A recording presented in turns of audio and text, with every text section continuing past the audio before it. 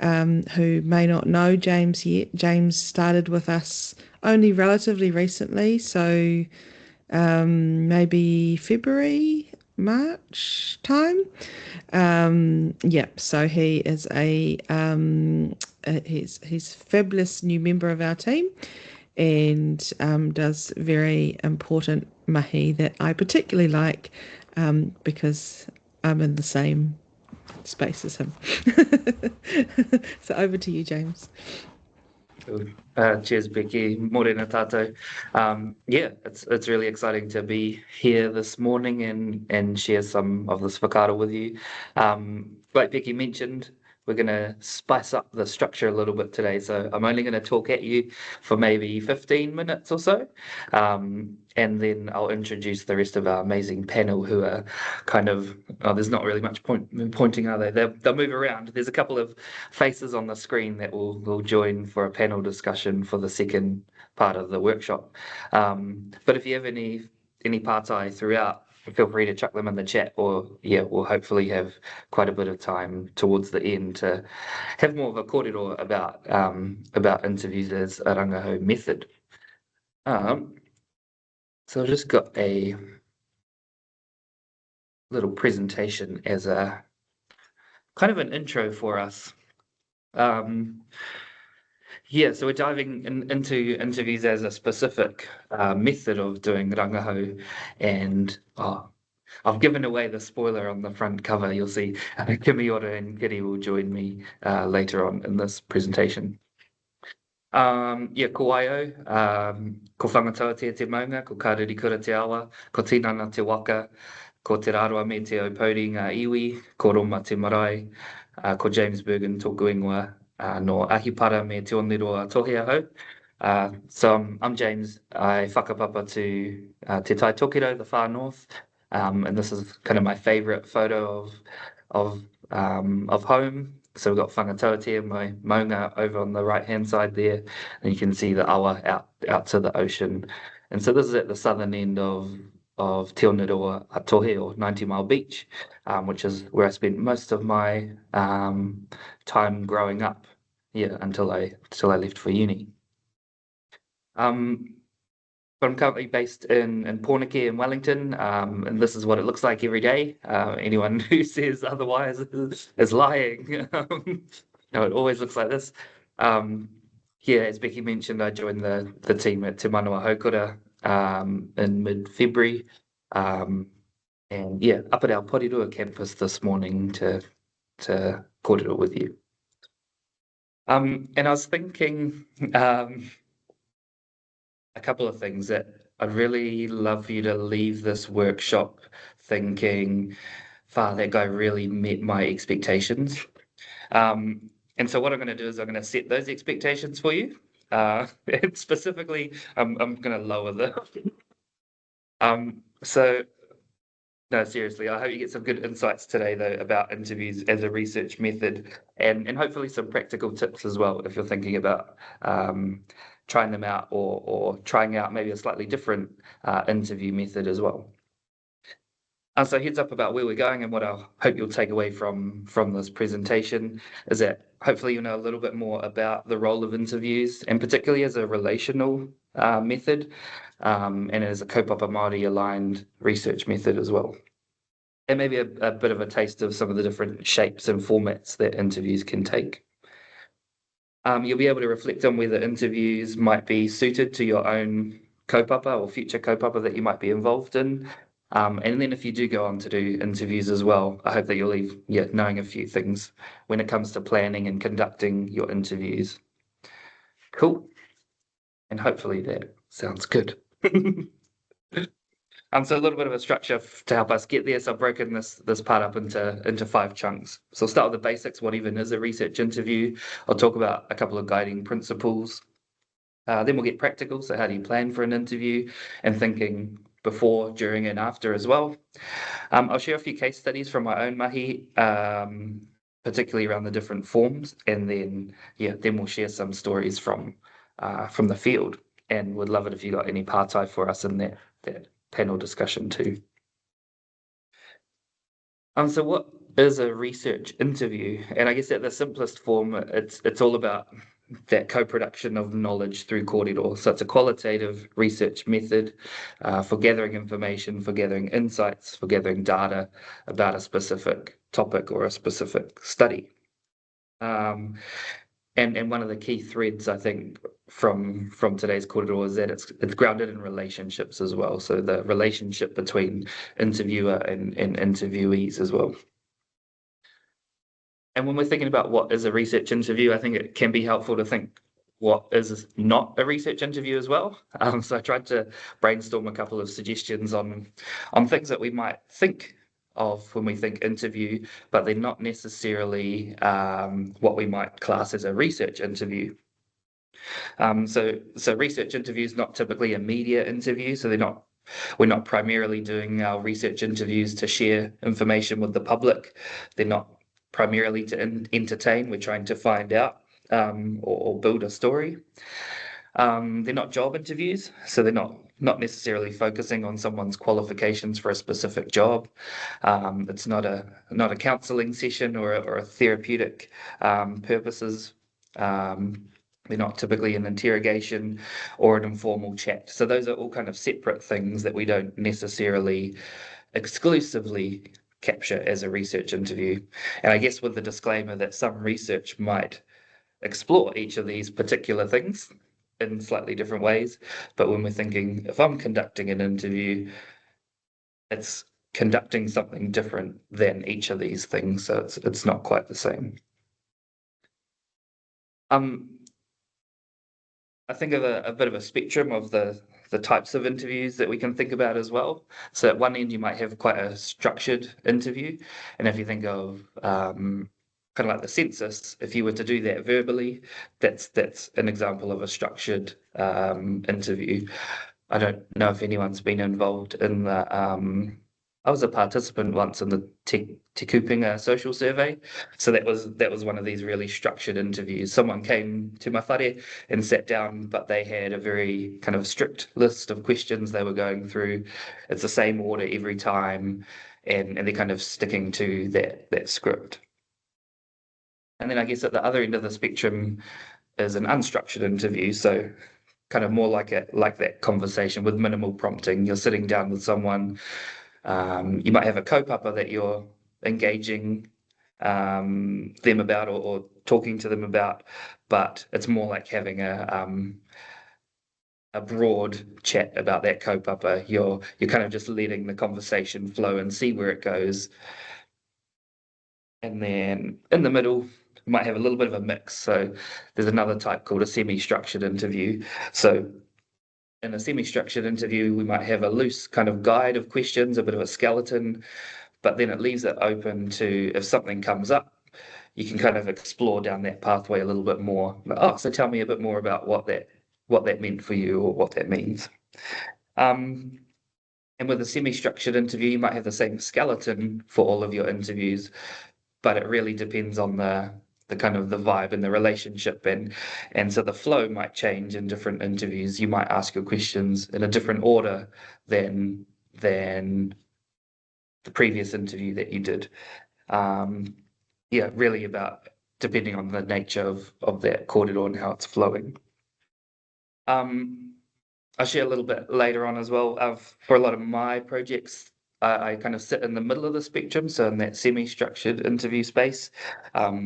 They work really well for a lot of the whakaaro that I'm involved in, so having that kind of skeleton, but then also being able to go down different pathways as interesting things come up as well.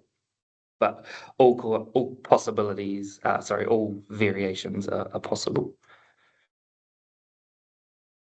The context that we do interviews might vary as well. So you might do an interview one-on-one with an individual, or you might interview pairs or groups of people together. You might interview a whānau together or a household, or more in that kind of focus group style or even a wānanga setting as well. So the number of people involved can vary. Also, the format that we do our interviews can vary too. So we're seeing, I guess, more and more combinations of It might be an in-person interview, it might be over the phone interview, or over Zoom or over Teams like this. Um, and a lot of it comes down to logistics as well, balancing what can work for different people and what the whakaaro is, what the purpose of your rangahau is as well. Personally, I still prefer a tinana or in person as much as possible, especially in a kaupapa Māori context. But yeah, sometimes logistics prevents that, and we've got to kind of use other options where we can as well. So just a couple of principles that have helped me guide my thinking around interview processes.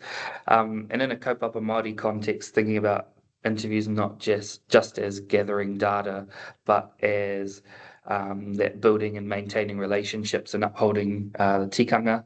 A couple of key values that I lean on, I guess, are whanaungatanga, and hopefully you're looking at that symbol thinking it's a weird symbol to describe whanaungatanga.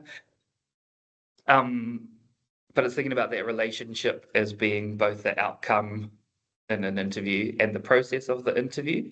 And so taking that time at the start of the interview to build a connection, to share whakawhanaungatanga, to kind of, yeah, break the ice. And that's kind of where this little temperature metaphor comes in.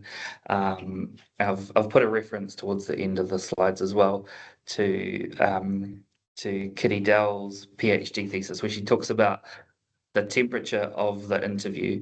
And so taking that time at the start to do your kind of connection making to warm up the interview, because you get totally different results and totally different whakaaro through your interview when the temperature of that interview is warm. And so trying to think, what are the things I can do to keep that interview warm and in a warm space, so that I avoid those kind of jarring moments where all of a sudden I've said something and the conversation's gone cold. And for me, that's sometimes having that really rigid structure. You might be having a nice conversation that's flowing along in this direction, and then all of a sudden you go back to your schedule and now we're sending you off back over here. And that can be quite jarring, or change the temperature of the interview quite a bit. So that, yeah, whanaungatanga and that relationship and flow is kind of a key principle that I lean on.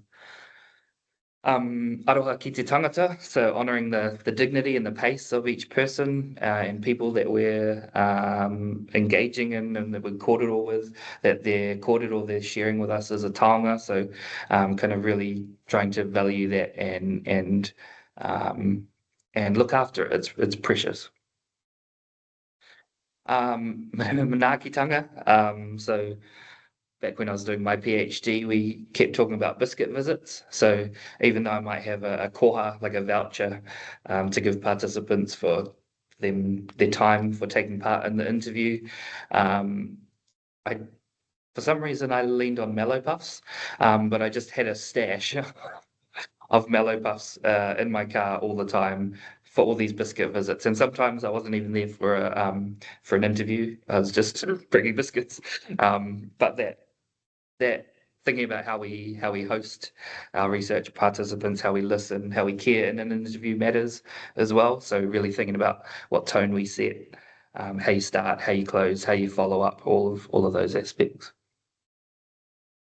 And then finally, not or trying to get away from thinking about interviewees as subjects whose knowledge is there to be extracted, and more thinking about our participants in an interview as co-authors and co-producers of meaning and of knowledge.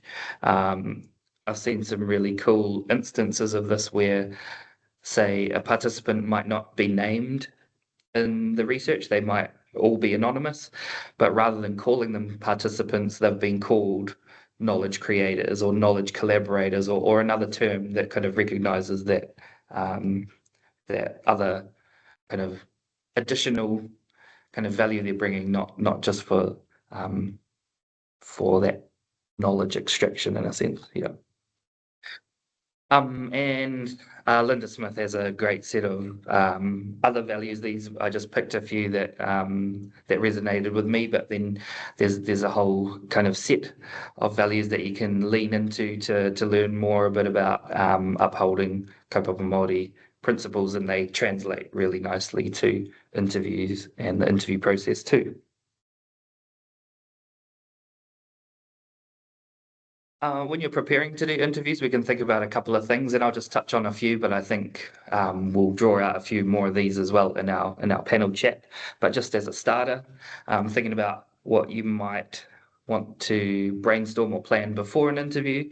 So really thinking, what is my kaupapa, and is an interview a method that will help unpack and unravel that kaupapa and produce something new. And then once you've decided that interviews might be a good fit, thinking about who you'll interview, how will you get in touch with them, how will you recruit participants, where will you interview them? So will you go to their whare, or will they come to your whare or workplace, or some other kind of neutral venue, or will it be online or over the phone?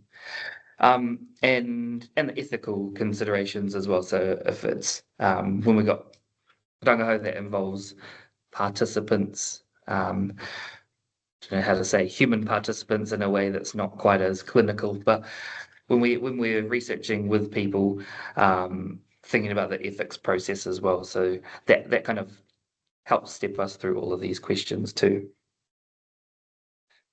During the interview, you might think about, am I listening more than I'm talking? That's I feel ironic right now because I feel like I'm talking a lot right now. Um, yeah, am I open to where the kōrero might go? What's the temperature of the interview like? Am I trying to keep it warm? And even the logistics of, is my audio recorder working? And I'm not sure if Kiri and Kimiora might have some interesting stories to share about some of those logistical elements of it as well. And then maybe after the interview, thinking about, and now that I'm looking at this, maybe these are some good things to think about before as well.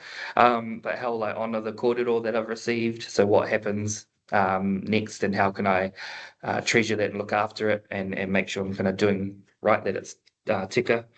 Have I offered a koa? How will I analyse the data? How will I transcribe it? So turn it from verbal form into written form for further analysis, if that's something that you want to do. And then again, logistically, speaking from experience, have I immediately saved the recording so that you don't lose it? um, yeah, I just want to share a couple of case studies from some rangahau that I've been involved in, and this is perhaps just going a little bit outside of the interview box as well. So interviews can take a whole bunch of forms that might extend beyond just sitting around a table, perhaps, and having a kōrero, which there's nothing wrong with that at all. But I just wanted to share some maybe different ways of weaving rangahau into interviews too. So these are some photos from a method called the homing method.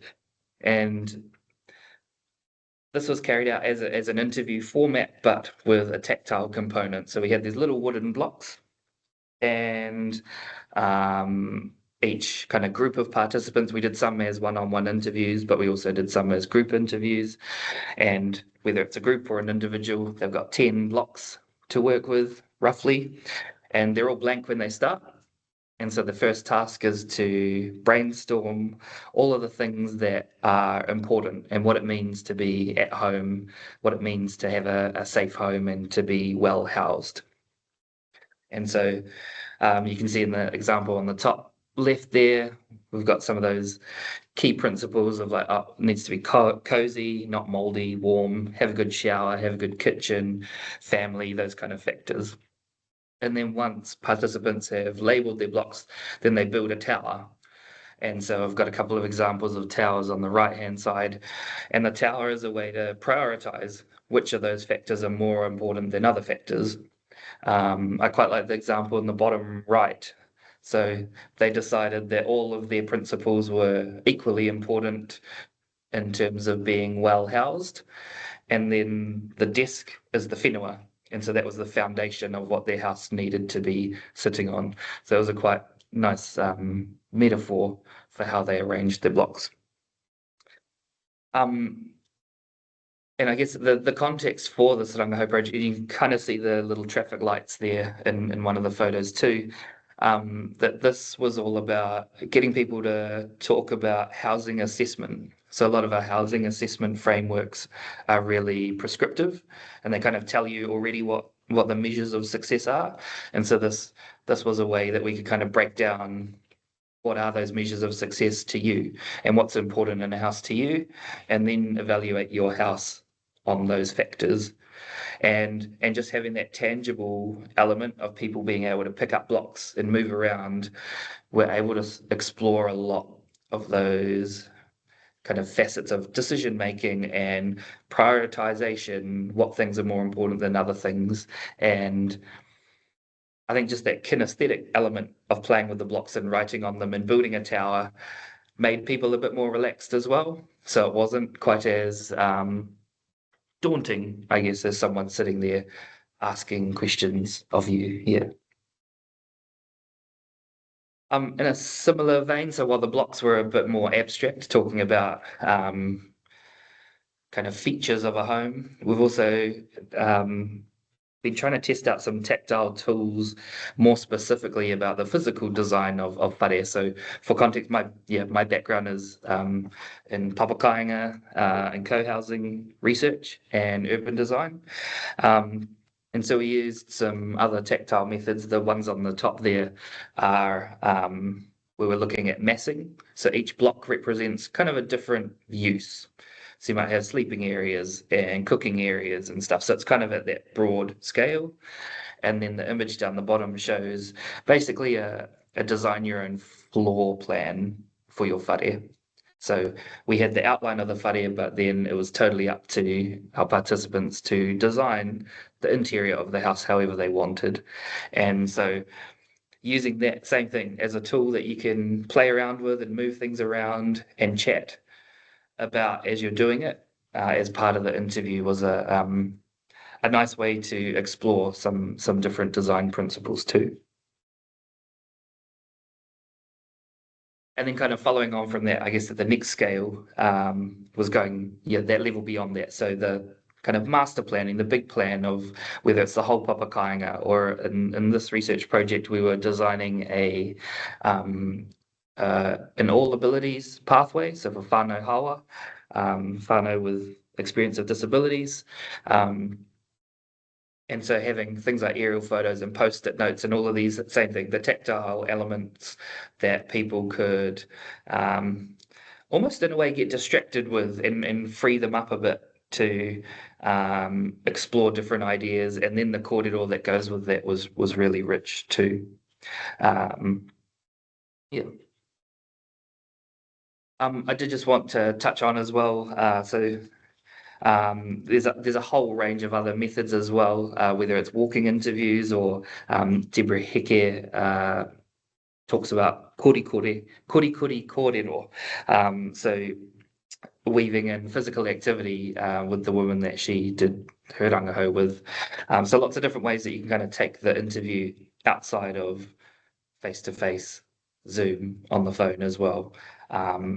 For all sorts of different reasons, and sometimes they won't suit a student kaupapa, but sometimes they're quite an interesting and novel way to draw out kōrero in different ways too. So I just put together a couple of kind of key references that sprung to mind as I was thinking through some of these slides, as maybe a starting point if you're interested in looking at any of these particular elements as well. So we'll make these available afterwards. But I think that might be the end of my little spiel about research interviews, and I'll stop sharing from here, come back and have a bit of a kōrero as a rōpū as well. Awesome. Yeah. Is this where I come in, James? Yeah, sure. as the questioner. Yeah. Very cool. Thank you. That was awesome, and it was really cool to hear the not just the sort of the I guess some of the principles that sit behind good interviewing, but get those real life examples using other methods to sort of embellish the interview process. Um, I wonder if we've got Kiri and Kimiora joining the panel now. I wonder if we start with you, Kiri, just a bit of an introduction for anyone who doesn't know you. Kia ora, Becky. Kia ora koutou. Ahi Māori e, ko Waio, ko Kiri taku ingoa, he urio o Ngāti Maniapoto. Really looking forward to this panel kōrero. Just, I suppose, for a bit of context, my academic whakapapa, if you will, was in Indigenous psychology and community psychology as well. So I work in the spaces and around people and around whānau and ultimately supporting flourishing. Kia ora. Over to you, Kimiora. Kia ora koutou. Can everyone hear me all right? My computer's been playing up. Oh, ka pai. Ai, ko Kimiora Raerino tōku ingoa, ko mā tātou e mea te aroa me koti mana ngā iwi. I noho ana au ki Tamaki Makaurau. I'm a latecomer to research, but I have been researching for, oh goodness, I worked it out this morning, over 16 years. It feels kind of weird because I know there's very experienced researchers in the room here, but James asked me, so oh well, I'll give you my kōrero on things. I've undertaken all types of interviews because I've also do it as contract research mahi, sometimes just to go in and do research. So I think I've sort of got a wide range of experiences from very much Māori centred to Pākehā type research interviews. My preference, of course, is Māori centred. Because I just sit comfortably in that space. But I have done, for want of a better word, some very Pākehā interviews that I found really weird. And I really liked the temperature gauge that you showed, James, because that's really what I apply to my interviews as well. And I think it's a very important thing to think about, taking the temperature. Yeah, so I consider myself to be a work in progress when it comes to interviews. I always learn new things. I get things wrong. I get things really right. And sometimes I make good friends. So that's me. Kia ora. Awesome. Kia ora, Kimiora. And if you want to know more about Kimiora, there's been a recent story written about Kimiora's work on the Wānanga pages. So if anyone's got easy access to that, perhaps we can put that in the chat. So thanks also for talking a little bit about the types of research interviews you've done. I wonder if we can chuck that over to you too, Kiri, and just for you to talk about the types of research interviews you've done and what kind of research projects you've used or Rangahau projects you've used interviews for. Yeah, kia ora, Becky. I seem to find myself ending up in Rangahau projects that are quite sensitive, sometimes controversial, and often quite heavy as well. So huge challenges and huge learnings in that. So just to touch on some of the Rangahau that I have worked on. So my PhD looked at bicultural bereavement experiences. So that's talking to whānau that are both perhaps Māori and Pākehā, talking to them about their very kind of raw and real bereavement experiences. So quite a very kind of heavy, very, very sensitive and often quite tapu kind of space in which we were talking.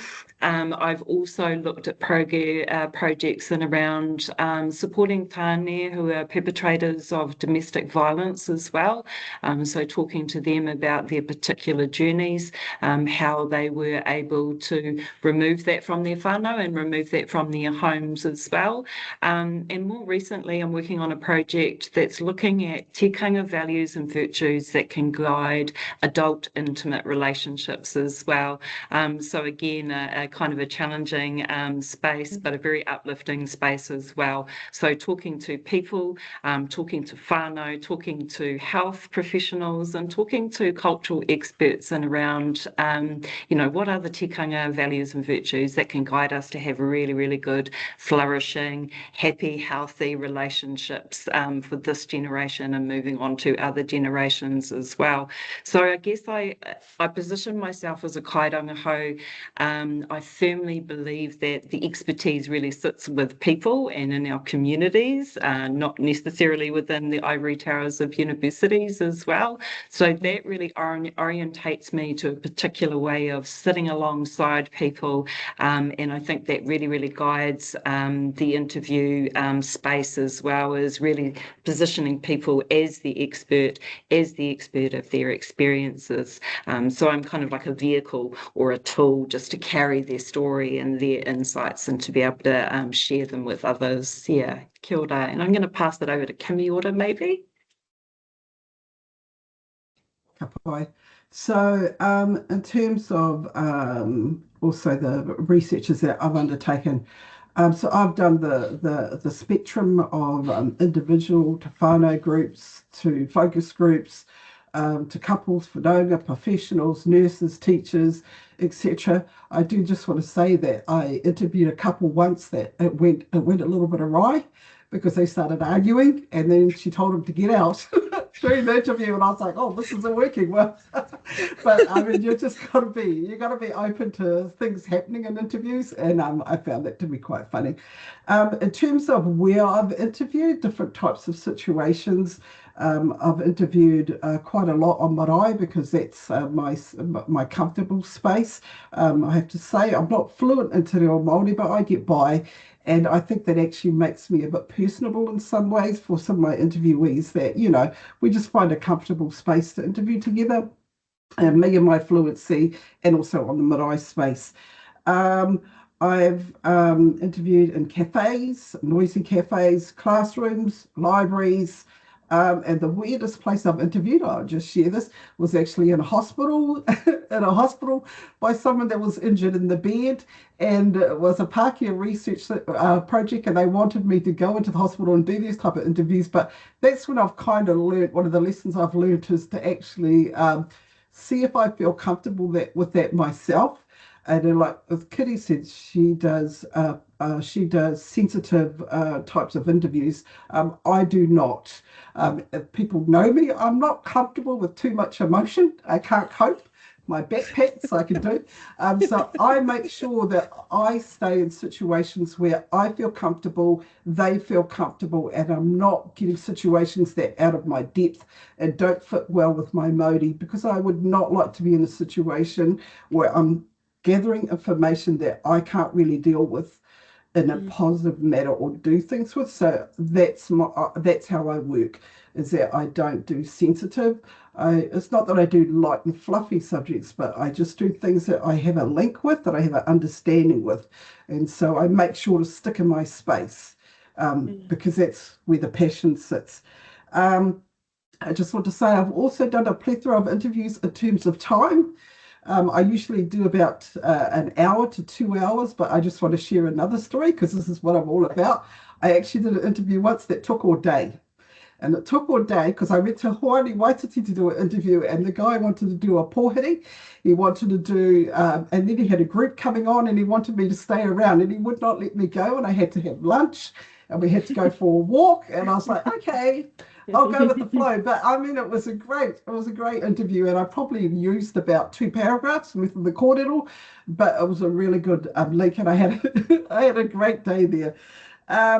I've done also a whole range of interviews as well in my workspace, which is my particular research topic, which is about marae, which is about our environment.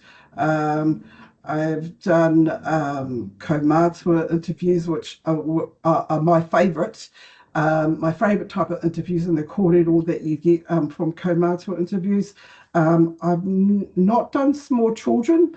I think I might have difficulty with under 13-year-olds, maybe, but yeah, so that's kind of like the range of what I've done. And I've done walking interviews because I did a study on marakai, on marae, and the best place to do that is while they're gardening. And it was great. It was really great. And I got teased a lot because I don't actually garden. And someone made me, because you know the whole thing about kaupapa moulding is gumboots, kaputi and gumboots. I was made to put on gumboots and go and work in the garden. I was like, oh, but no, it was fun. Another fun one. So I like to link with my interviewees, that temperature thing, and I like to create a relaxing atmosphere to get good kōrero and to always find rapport with who I'm interviewing as much as possible. It's not always possible, but for the most part, I have found it possible. Kia ora.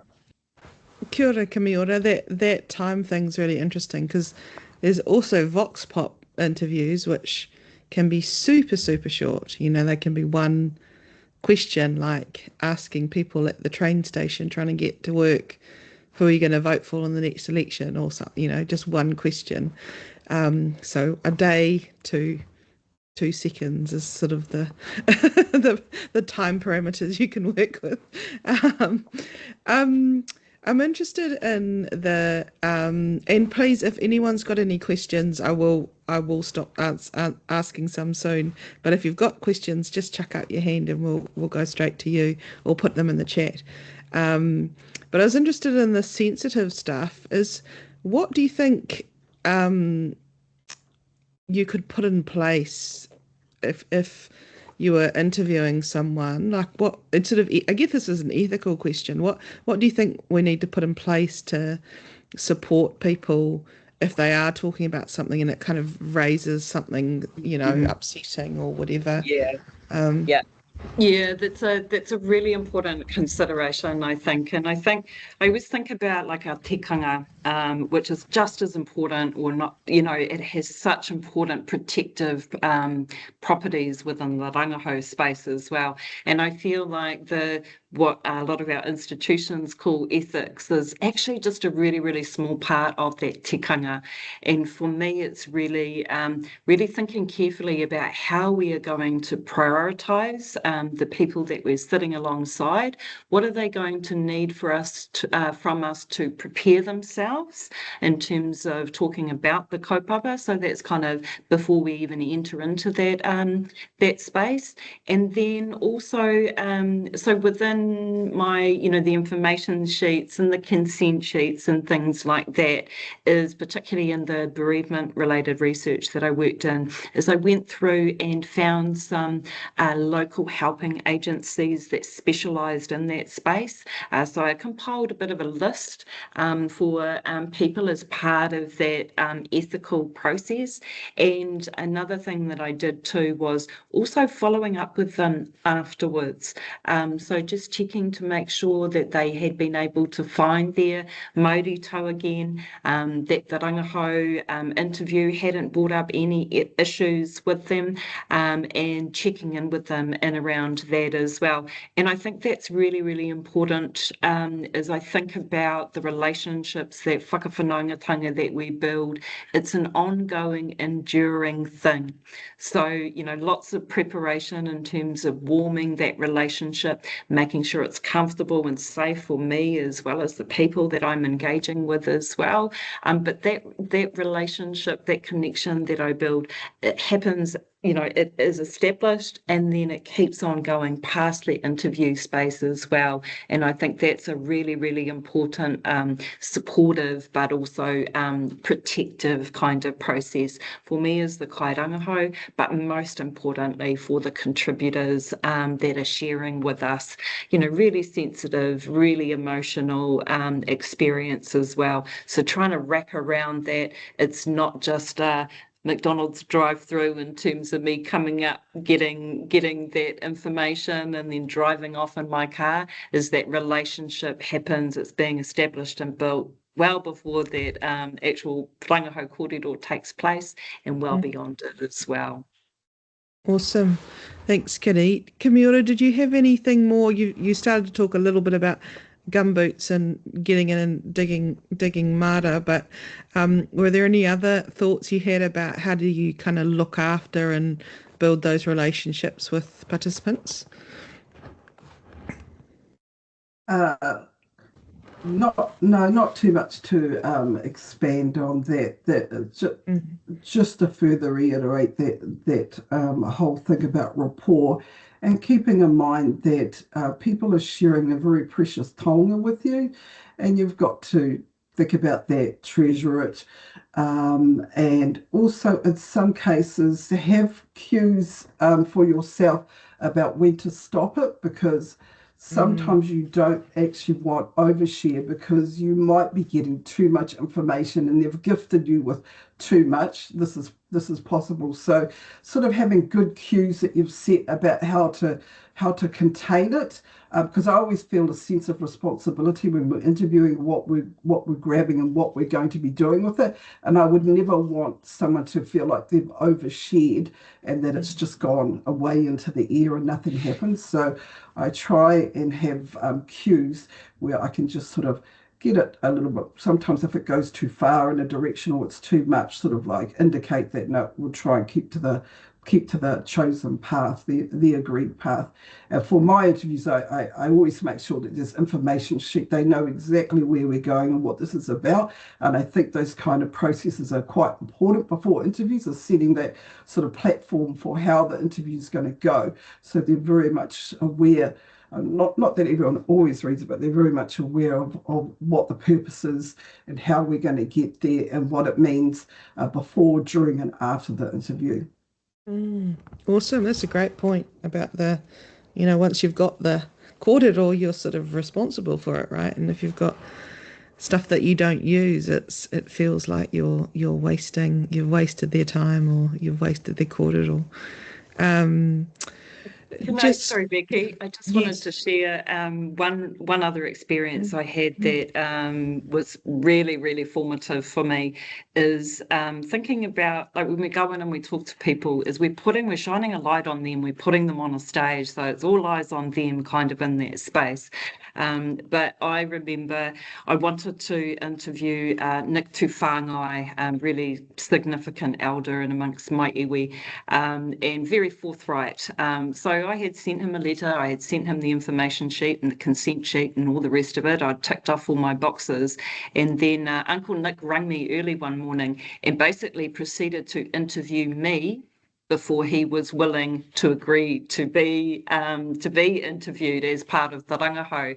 And it was a very vulnerable experience. I had to just be really honest and real with him in such a way that, yes, we're honest and real in an information sheet and a consent form and that type of thing.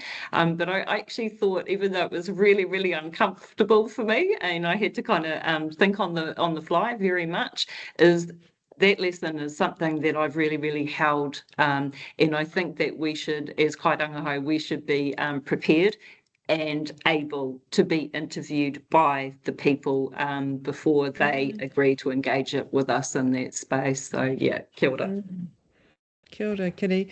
Makes me think about discussions we used to have a bit about, written consent versus verbal consent, and whether, sometimes people get quite suspicious having to sign things, and actually that process of him interviewing you was much more robust than giving him a form to sign.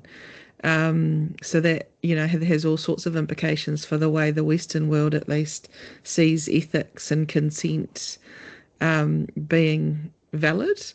Anyway, something for us to keep thinking about in relation to our ethics process. But we've got something from Tara. I did an interview recently as an interviewee, and I did it as a favour, and it was really bad. There was no care for me or the difficult kaupapa we were talking about, and then the way they interpreted my kōrero was not right either. Do you want to talk a little bit more about that, Tara? Can I put you on the spot? Yeah, yes. I just I guess because it's kind of from the other end of the spectrum, and I don't think, this would happen for any, it was Parkour researchers basically interviewing me about some experiences of racism that I'd had, and then so she kind of did the interview. I, had to talk about some not nice stuff, and then that was it. And then a few months later, she emailed me what she had written about my kōrero, and basically it was about women's experience of in the media. So, she interviewed Nice. people like Susie Wiles, and then she also talked to me, and I was the only Māori person. And when I talked to her, I was talking to her mostly about racism, not sexism. But the way that she had interpreted it as a researcher was like completely missed the point. And so I was really, I don't know, I was kind of like, oh, I'm never doing an interview with these people again, because I was really unimpressed by the whole process. And I think, just to say that, I think what James has explained is a completely different process than the one that I experienced. Yes. Cool. Thanks for that, Tara. And I guess just to follow on from that, any one of the three of you, can I ask, what would you do to make sure that kind of thing doesn't happen? Because we're all overlaying our view of the world. None of us are objective, as we all know. What are some mechanisms you could use to make sure that stuff doesn't happen? Shall I start? Can I go back to you, James? Yeah. Because that just reminded me of something, actually. I think I was talking to Kiri about previously. Is that when I first kind of started my research? So my first research experience was really through my PhD. And back then I kind of learned, I do my interview and then I send the transcript of my interview to my participants so they can see what they've said. And I think Kiri was saying, they know what they've said, they were there. And so I think there's, thinking about the actual next step and sending them what you're going to do with that kōrero. So, here's your kōrero, and this is how it's kind of played out in amongst some of the other kōrero I've heard, and these are some of the kind of draft themes that are coming through, and getting feedback from your participants then, rather than what they've literally said. I think that's a really important thing. Great. Newly learned. Yeah. Anything else from Kiri or Kimiora to add to that? Yeah, I mean, I think just to my point earlier, which was really, sort of positioning, how I position myself and thinking about sitting alongside my contributors, and then through the Rangahau processes, bringing that to life and demonstrating that. In the way that I've been trained and in the way that I've been mentored is I'll do an interview, I'll go away and I'll do up the transcript, which James has mentioned is, that's verbatim of what's been said. And then what I do with that transcript is that I turn it into what it's like a draft case study, really. And at that point, I turn that over to the contributor, so the person who has shared that story with me, and I give them reminding them, or it's an opportunity to demonstrate their ownership of that kōrero. So I give them full editorial license to take anything out, to make revisions, to make amendments, to add anything that they want in there. And my role is really just the editor, if you like, is to take care of those things as well. So what we do as kairangahau is we gather information or data, and then we're going to go away and we're going to make sense of it, or we're going to draw out meanings, or i.e. data analysis. So we need to make sure, in my training, in my space, is making sure that our contributors still continue to have the opportunity in that. And again, there's no surprises in that. And I think, you know, thinking about Tara's experience, which was really, really unfortunate, is, you know, yep, it wasn't a great space for her within the interview space that was created, but equally, you know, if they had sent back a draft for her, she would have had the opportunity there to amend and correct the misinterpretation of her kōrero, and I think that that's really important as a means of respect and honouring too, in terms of who we're working with in that rangahau space. Kia ora, Kiri. Kimiora, anything more to add to that? No? Okay, cool. Yeah, thanks, Tara. That's a great bad example. And off the back of that, Alex has a question here, Pātai.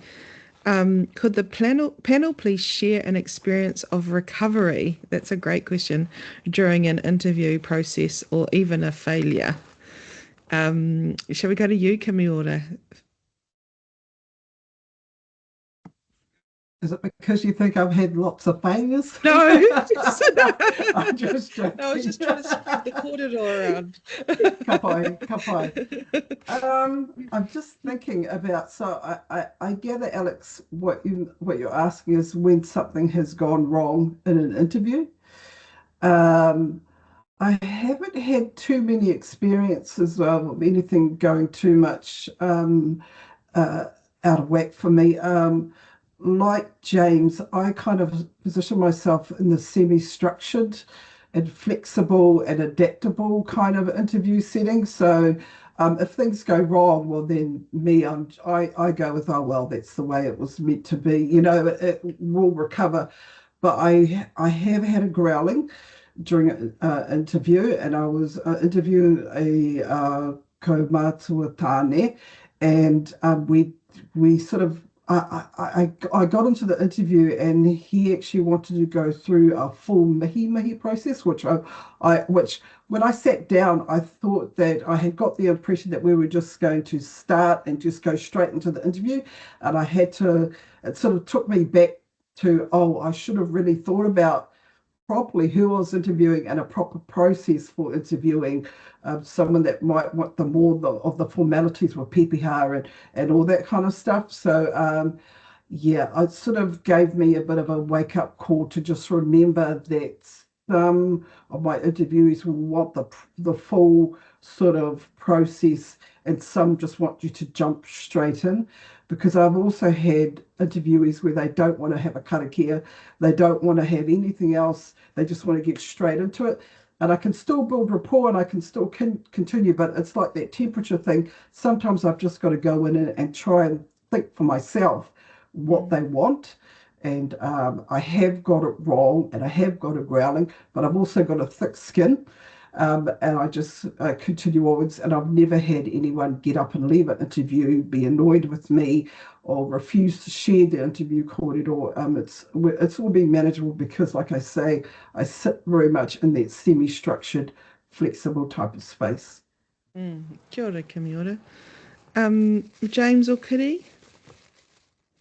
Anything to add to that? I can just think of logistic ones. Probably from my experience. So how Kimiora was talking about the duration earlier, and I was just thinking, most of the interviews I've done are at least one-on-one or pairs, between kind of 45 minutes and 2 hours.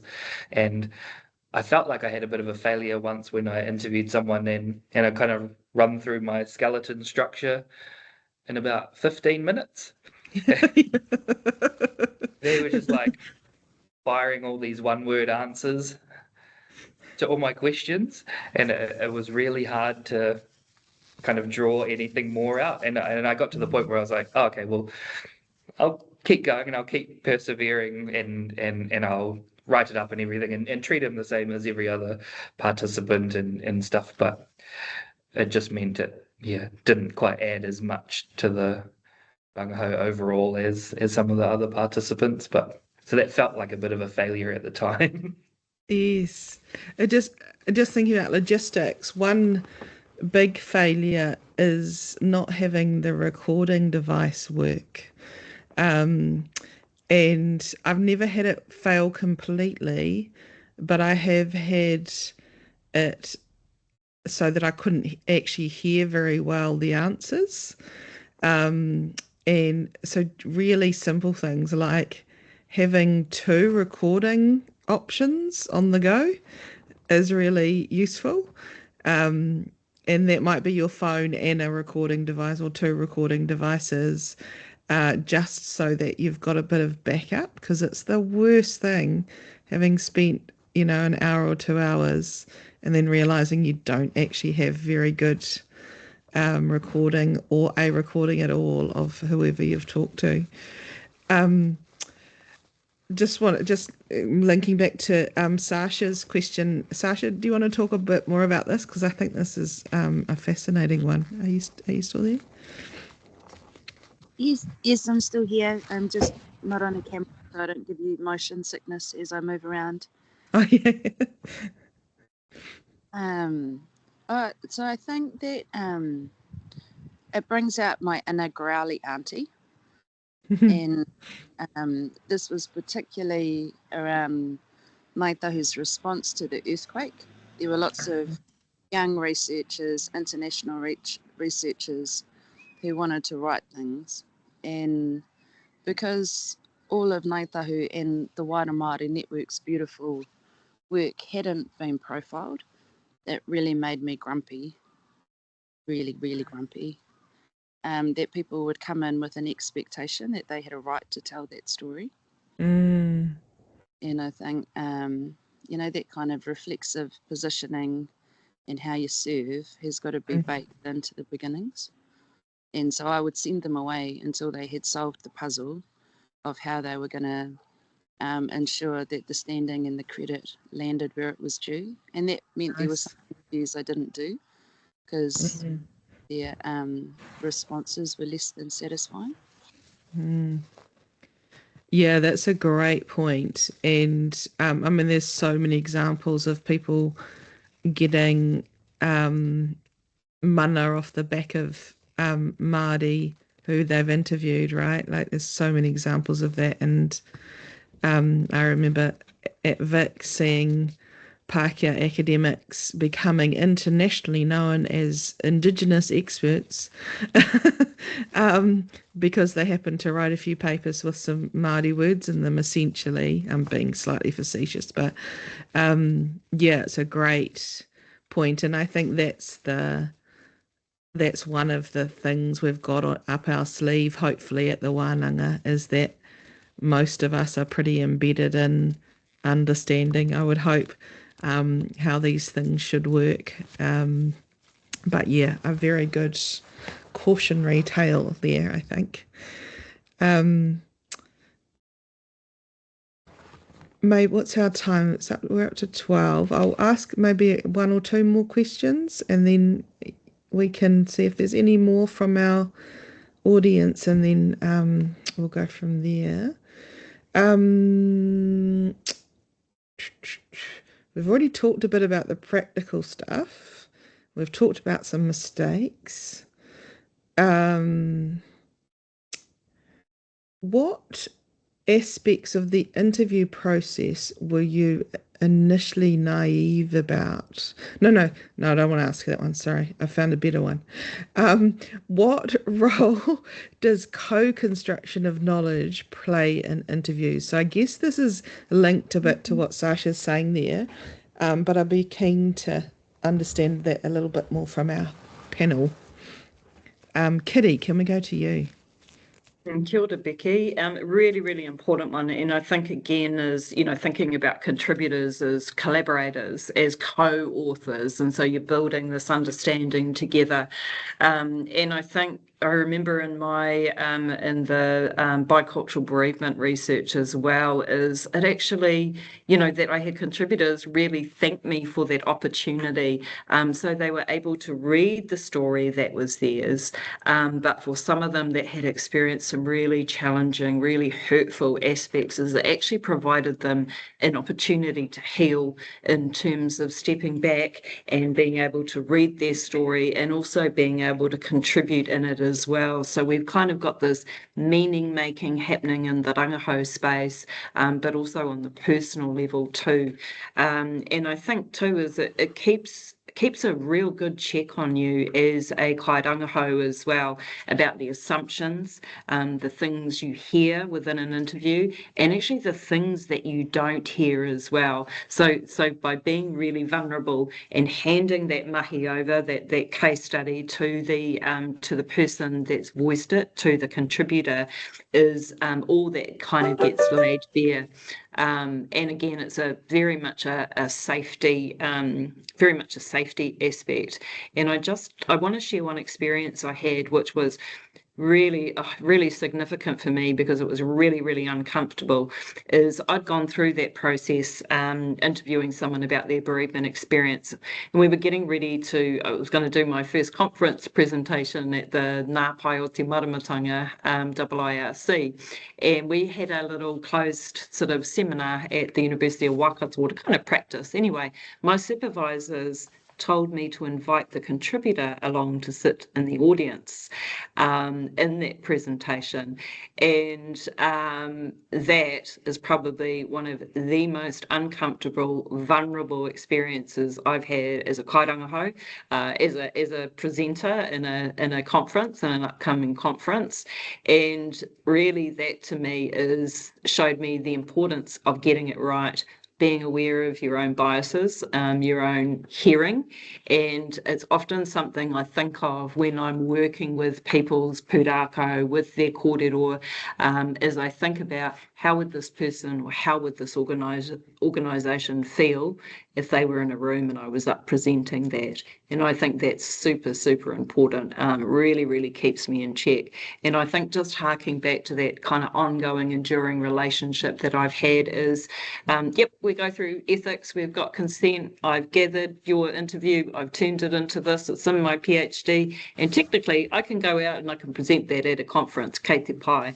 But again, with that respect and thinking of yourself as a kaitiaki, not an owner of that kōrero, is whenever I'm preparing to go to a conference and I'm pulling on contributors' kōrero, is I go back to them and I let them know that it's coming, ask them how they feel about that, and I also circle back to them as well and talk to them about how the presentation went, and where appropriate and where safe. I'll talk to them about some of the feedback that was given too, and really it's a koha, it's a gifting back, because often the reason why a lot of people will be involved in the type of rangahau that I do is because they want to help to make a difference. And so that's an opportunity for them to be a continuing part of the rangahau, and I think that's really important. So that's that ongoing, enduring relationship and the opportunities for that co-authorship that comes right from the kōrero that we share and whatever else happens to it after that. And I think that is a really unique and really important part of rangahau, of kaupapa Māori methods, because I don't think you often see it in other spaces. Yeah. Kia ora, Kiri. Just while we're on that, Mike, James, did you have anything you wanted to add to that? No. Kimiora?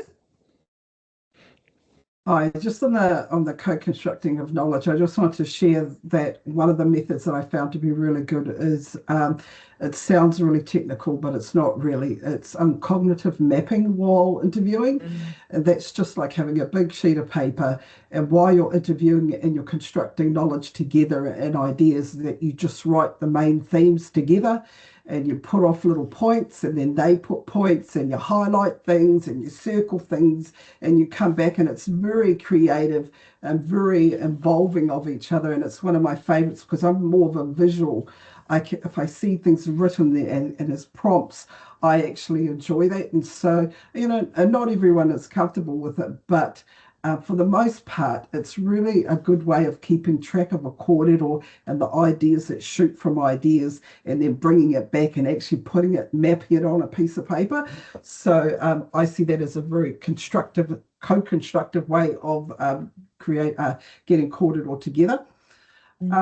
Kia ora. And the other thing is, I wanted to just say, along with Kiri, is in the sharing and co-constructing of knowledge, I've had the experience of being at a conference myself and giving a presentation and utilising the first option, which is really to keep our participants anonymous. And I did that in a conference, and my whanaunga was actually there. My auntie was there, like Kiri, but she said, "Ko tira, why am I not named? I said that. Why is my name not there? Everybody, that was me. It was a good thought, wasn't it?" And I was like, oh my gosh, I followed a sort of that method of just not naming, because, the whole, and I don't want to harp on about this, but the whole Pākehā concept of not being named and being anonymous. But in actual fact, when our whanaunga and our people say really good things, sometimes they want to be attributed to it, and we have to give that option. So with some of my later research, I actually changed and said, do you want to be named? Because they're very proud of their statements. They're very proud of their ideas. And and if you're looking at that co-constructing of knowledge, well, then acknowledge that they've said it.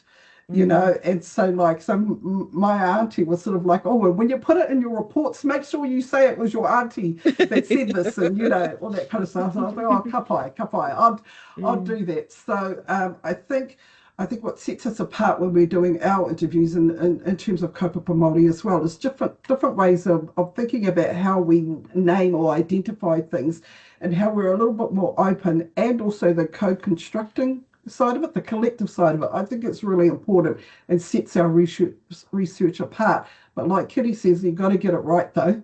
You don't want to quote someone incorrectly, but that can take a little bit backwards and forwards. But so there's quite often, as I've gone on now, I actually name people in my research, especially when they say, yes, that's me. And I love it. Wasn't that a good statement? Awesome. Thanks, Kimiora. Any other pātai from the audience? I've got a final one, but I just want to make sure everyone's had an opportunity who wants to ask anything. Can I ask something, Becky? Go for it, Tim. I think it's already been addressed a little bit in a number of the other kōrero, but I was wondering if you might be able to comment on the balance between going into an interview with a preconceived notion or idea of what you want the interview to be versus keeping it fluid enough to allow the interviewee not to feel like they're being grilled or being pushed with a preconceived idea. Yeah. Cool. Can we go to you, James? Yeah, that's a good question. Cheers, Tim. Because my brain initially went to that kind of the beauty of at least a semi-structured interview or unstructured, and having that flexibility to kind of meander and go where the conversation is going as well is important. But so is the framing of the questions as well. So trying to not necessarily ask leading questions either in your interviewing. So not starting off with something like, oh, that thing over there is really bad, eh? like trying to kind of stay a bit neutral perhaps about the topic to see, so you're not leading an answer to your preconceived idea of where it could go either. Cool. Kiri, do you have any thoughts on that? Yeah, I'm just thinking about that, and it is a tension that I guess there's a couple of things that guide me in around that. One is kind of appreciating that, particularly the Rangahau kōrero, it kind of has a mauri of its own, it has a life of its own, and I might be able to sort of nudge it in a particular direction, but it's not mine to control. So sometimes it's just sitting with it and trusting kind of in the process, which is very, very difficult, I think. When you're there, you've got your questions, you want to do your do and all the rest of it. But I have had it happen in the bereavement research. So I actually had a couple of interviews that I did, that I transcribed, that I did up into case studies, and actually started to realise that it actually wasn't a fit. And so, you know, and having to work through that in a very respectful way. So it wasn't so much, you know, no fault of the person that I was contributing. I had my recruitment criteria, if you like, and I had thought that this had met, but it wasn't kind of until after the fact that it wasn't so much, you know, it wasn't necessarily a failure on my part, or it just wasn't the kōrero, the experience didn't quite fit into that as well. And so rather than me kind of, again, prioritising people over process, over rangahau, over whatever checklist that you happen to do, is, you know, sitting in that space and thinking, okay, this may not kind of fit or work, but I need to be really manaaki and really respectful in the space with this person right now. Yeah. Kia ora. Kimiora, did you have anything? No. So I wonder then if we might just end, if there's no more pātai, just one more look around the room, so to speak. If you could each give us one piece of advice to someone about to conduct their first Rangahau interview, what would it be? You guys pick who goes first. Not Kimiora by the looks. I'll go, but I'm gonna morph the question a little bit. So just one piece of advice and around conducting. So more, you've conducted your first interview, and I'll leave the others to pick up on that preparatory stuff. But one thing I think, great learnings to be had from, you know, really sitting and self-reflecting in your process and your practice and your kōrero and transcribing your first interview. I think that's really important. So I'm a big fan of transcribing all my interviews because that allows me to get a jump on the data analysis and the meaning maker as I'm transcribing. So some of that thinking's already coming. And what I'm also doing is I'm really, really thinking about, I'm doing a kind of like a quality assurance check on myself and the interview space that I've created as well. So a little bit like some of James's key points as well. Am I talking too much? Am I keeping this rangahau, you know, have I created a rangahau space? This is not just a kōrero between two people. So you soon learn when you're transcribing and you're having to transcribe kōrero from yourself that wasn't necessarily necessary, and that's, I think, a really good reflection point too. And always having an ear out for, you know, I really liked, you know, James bringing in Kiri Dowell's idea in around the warmth of the interview, because I think listening to the kōrero and transcribing it is a really good way for you to have a think about that, and there's realizations there that you won't get from just being in that space. Yeah, kia ora. Just before James goes, and not to undermine the idea of transcribing yourself, because that is incredibly valuable. We do have access to some software called Kaituhi, developed by Te Huku Media. It's not perfect. It does require you actually to go through and still listen to the kōrero to make sure it's transcribed properly.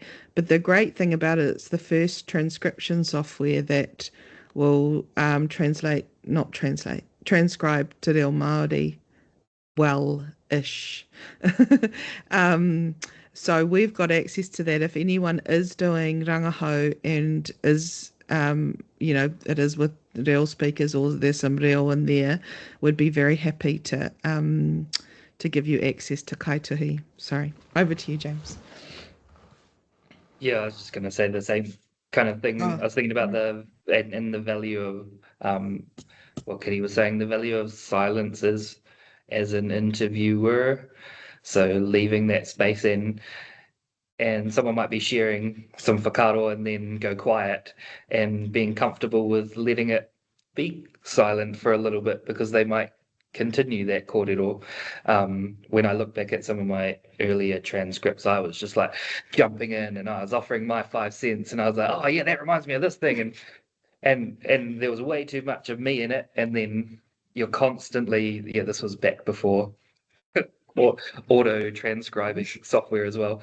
And you're constantly going this back and forth, and it was a nightmare. So for me, that's one thing I've tried to learn over time is that value of silence and letting things land for a little bit before jumping back in. But also the interviews are, I think, such a rich method as well. And so my other piece of advice for someone who's about to do one would be like, enjoy it as well. I think it's one of my favorite parts of the Rangahau process is that talking to people and hearing their kōrero. Kia ora, James. Kimiora. Ka pai. I just want to reiterate the whole enjoy interviewing. I love it. It's my favourite part of Rangahau. I love the kōrero. I love the stories of the ways of life, perspectives. Sometimes you get things that sort of you weren't expecting, and I love that.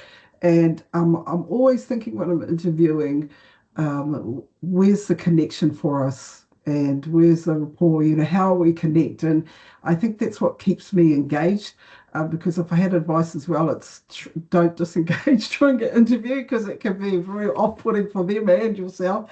And also in a more pedantic level, and this is how I operate, is I have checklists. I have checklists like pre-interview, during interview and after interview. After experiences of doing interviews, I like to sort of go through my tick box and make sure I've got everything, my double recording devices, the right questions, the koha, the pihikiti. I've actually got a travelling little picnic basket that I sometimes take for interviews that's got the tea making, the old enamel cups. I've got all that because that usually sparks up good conversation.